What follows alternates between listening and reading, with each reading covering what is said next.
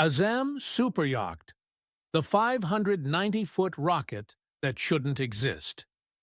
The hook. Let me hit you with a teaser that sounds almost fake. Azzam is a yacht that's nearly 590 feet long, and it can run at more than 30 knots. That combination is so rare, it basically rewrites what possible looks like on water. But here's the real secret I'm planting up front. Azzam's true flex isn't her length. It's how she stays slim and stable enough to move like a much smaller yacht. I'll explain that engineering trick near the end.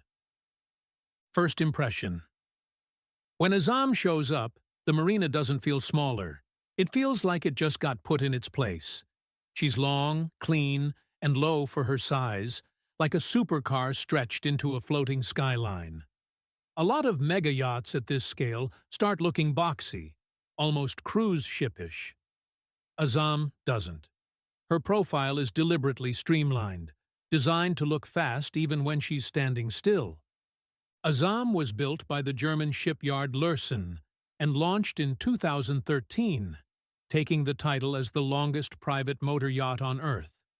At launch, she beat the previous record holder Eclipse by about 57 feet, which is a ridiculous gap in a world where record margins are usually small. And yes, the name fits. Azzam is often translated as resolute, and that vibe is all over the project. Focused, determined, and not interested in compromise. Overview. Here's what Azzam really is: a purpose-built gigayacht that blends royal-scale luxury with naval-grade performance thinking. She's not a charter showpiece. She's a private statement, built to operate quietly and fast, while still delivering the kind of interior scale that most yachts can only dream about. The headline feature that tells you what kind of project this was: the main salon is reported to be about 95 feet long and 59 feet wide, built as an open plan with no supporting pillars. That's not a room, that's an indoor venue. If you've ever wondered what too much space looks like, this is basically the answer. And the timeline is just as aggressive as the design. The build was described as moving at record pace for a yacht of this size. Months of engineering, then a few years of construction. In other words, they didn't just spend money, they spent urgency. Key specifications. Let's get the numbers straight, because Azzam is one of those builds where the stats alone feel like a movie script. Length is about 590 feet, roughly 180 meters. Beam is about 68 feet, which is around 20.7 meters. Draft is reported around 15 feet 8 inches. Those proportions matter because they explain the whole personality. Long and relatively slender, especially for a yacht in this class. That slimness is part of the speed story, but it's also part of the elegance story. She looks like she's built for motion, not for posing. Power is where it gets unreal. Azzam is driven by a combination of 2 diesel engines and 2 gas turbines, producing a total reported output around 94,000 horsepower. The result is a reported top speed above 30 knots, an almost unbelievable number for something that spans the length of more than 2 city blocks. Here's the underrated part. A giant yacht at high speed isn't just fast. It has to be stable, controlled, and engineered to keep the ride comfortable while doing something heavy objects normally refuse to do. That's why this project is legendary in engineering circles, not just luxury circles. Design and vibe. Azzam's exterior styling is credited to Nauta Yacht Design, and the interiors are associated with French designer Christophe Leoni, with a brief often described as Empire-style influence. That pairing explains why the outside feels modern and purposeful, while the inside leans into a more formal, grand mood. And let me be honest, some superyachts try so hard to be modern art that they forget people have to live inside them. Azzam feels like the opposite. It's designed with a clear mission: prestige, comfort, and capability. It's not trying to be cute, it's trying to be undeniable. One more thing that's easy to miss: her low profile. For a yacht this long, she doesn't stack decks like a wedding cake. That keeps the silhouette sleek and supports the overall philosophy. Everything is purposeful. The lifestyle. What it feels like. On board. Because Azzam is private, the true interior experience stays intentionally mysterious. But you can still understand the lifestyle by reading the logic of the build. Imagine stepping into a yacht where the rooms don't feel like yacht rooms. They feel like parts of a private estate. The scale changes how you move. Hallways feel like hotel corridors.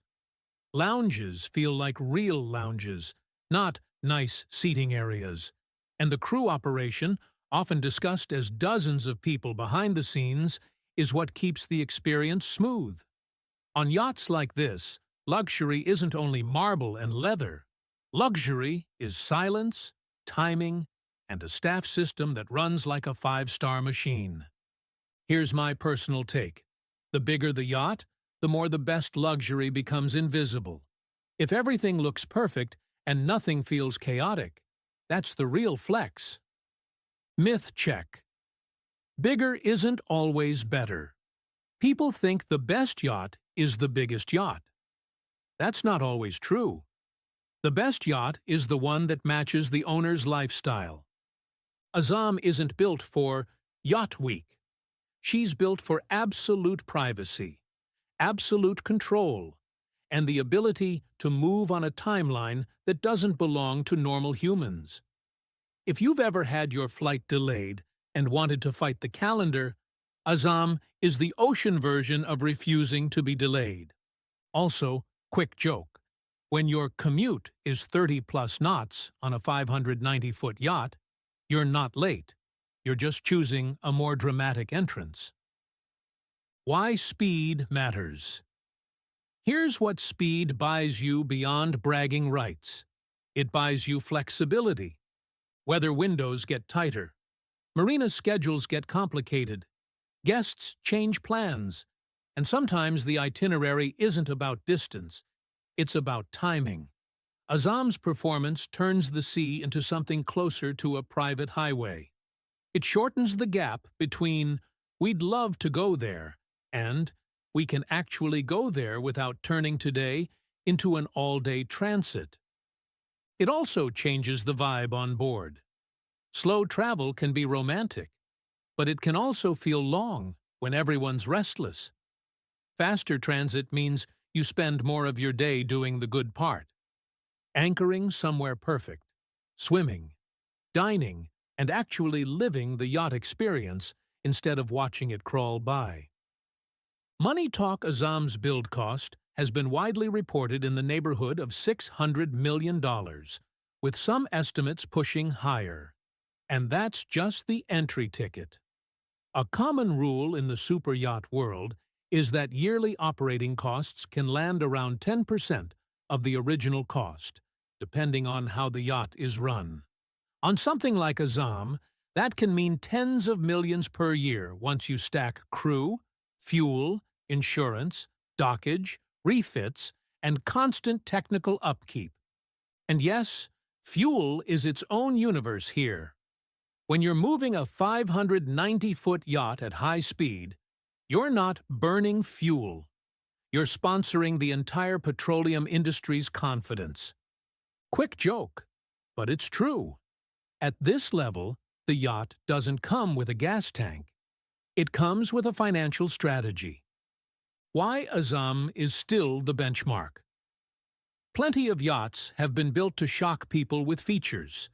Bigger pools, more helipads, flashier interiors. Azzam's shock is more fundamental. She's a record holder because she combined three things that usually refuse to coexist: extreme length, extreme speed for the size, and a streamlined, elegant silhouette. And she did it in a way that still looks clean years later. That matters, because trend-heavy yachts can feel dated fast. Azzam's look feels timeless, like it wasn't chasing a moment, it was setting a standard. If you put her next to other icons, like Eclipse and Dubai, Azzam doesn't just win on length, she wins on the feeling of motion. Those yachts are legendary for luxury and security. Azzam is legendary for speed and engineering discipline. Different flex, same top-shelf league. The secret payoff, the slim hull trick. All right, here's the reveal to the teaser. The reason Azzam can be both enormous and fast comes down to proportions, drag, and power. She's long and relatively slender for her class, which reduces resistance. Add the massive combined output of diesel engines plus gas turbines, and you get something that shouldn't exist on paper, but does in real life. That's why Azzam doesn't feel like a floating building. She feels like a 590-foot sprint. Your turn.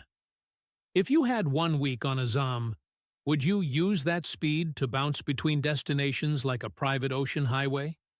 Or would you park somewhere perfect and treat her like a floating palace?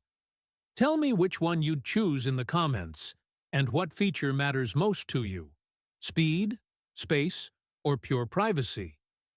If you enjoyed this deep dive, hit like so YouTube knows you want more luxury yacht breakdowns. Subscribe for weekly tours through super yachts, private jets, and ultra mansions, and consider tapping Join for members-only extras. And if you want to support the next investigation directly, Super Thanks is the quickest way to keep these high-effort videos coming.